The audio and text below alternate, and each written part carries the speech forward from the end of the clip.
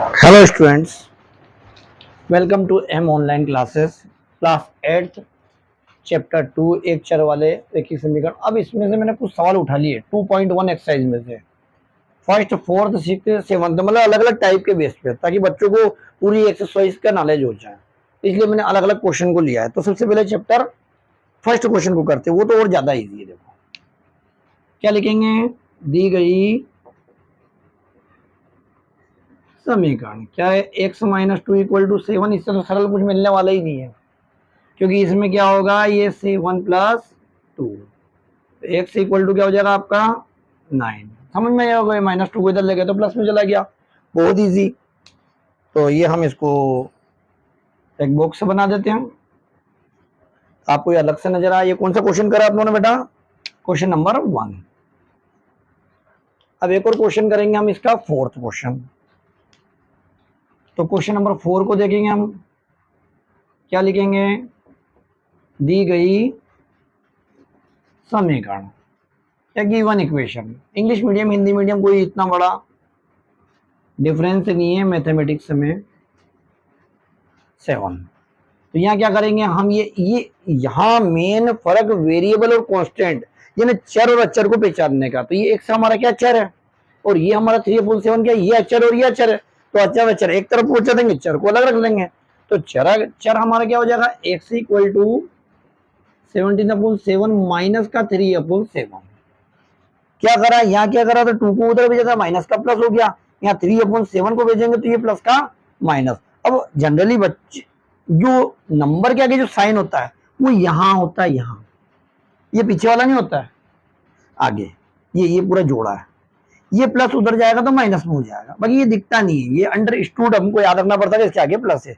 और इसके आगे जो प्लस था वो कोई नया नहीं, वो इसके आगे ही है।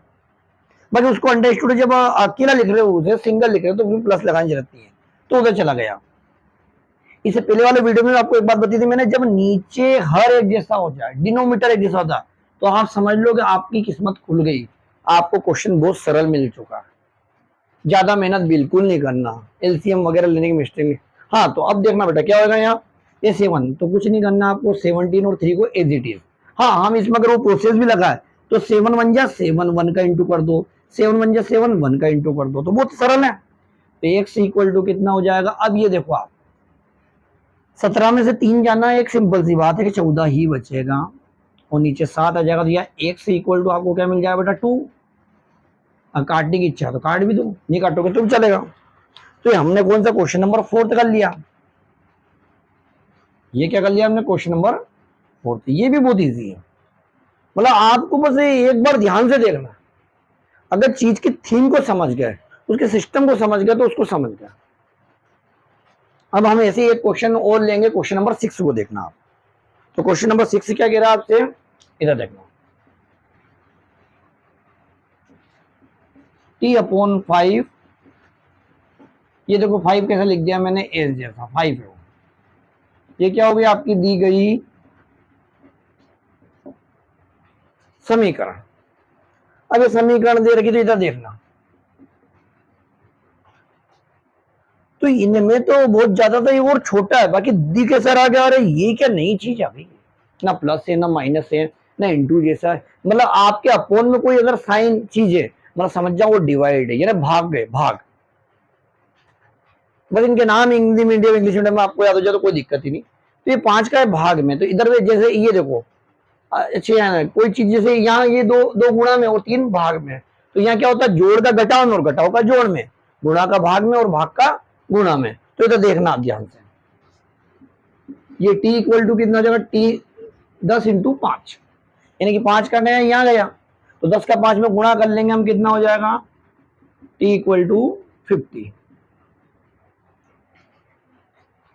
तो बहुत ज्यादा सरल है, समझने का फेर है, या तो समझने वाले की इच्छा नहीं करती या समझाने वाले में गड़बड़ होती है, दोनों में से एक चीज होती है, तभी बच्चे आगे नहीं बढ़ पाते हैं। तो कोशिश करना बेटा, मेरी पूरी कोशिश है कि आप अच्छे से पढ़ो और आगे बढ़ो।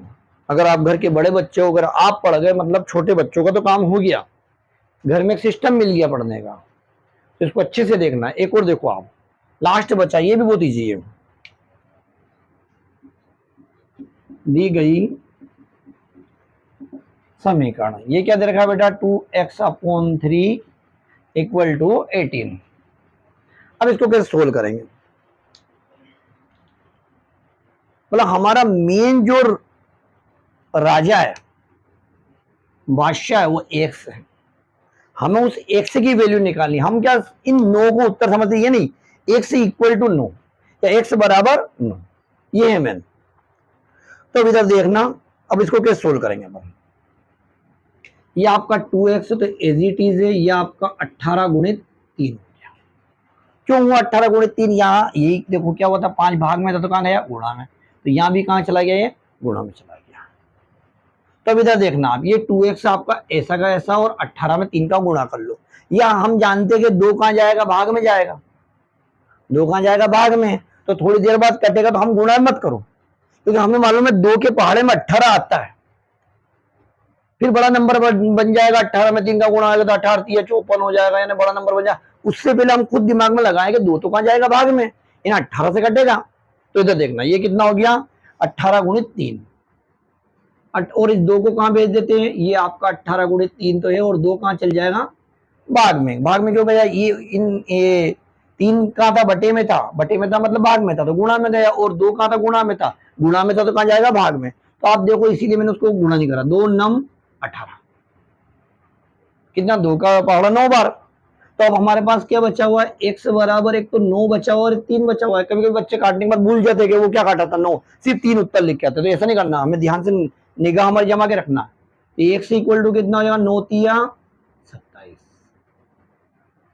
तो बेटा ये सब क्वेश्चन बहुत सरल है, बहुत समझने लायक है। और ये जो अभी आपकी 6ठी 7वीं 8वीं है, यही आपकी नींव है जिस पर आपकी बिल्डिंग बनेगी।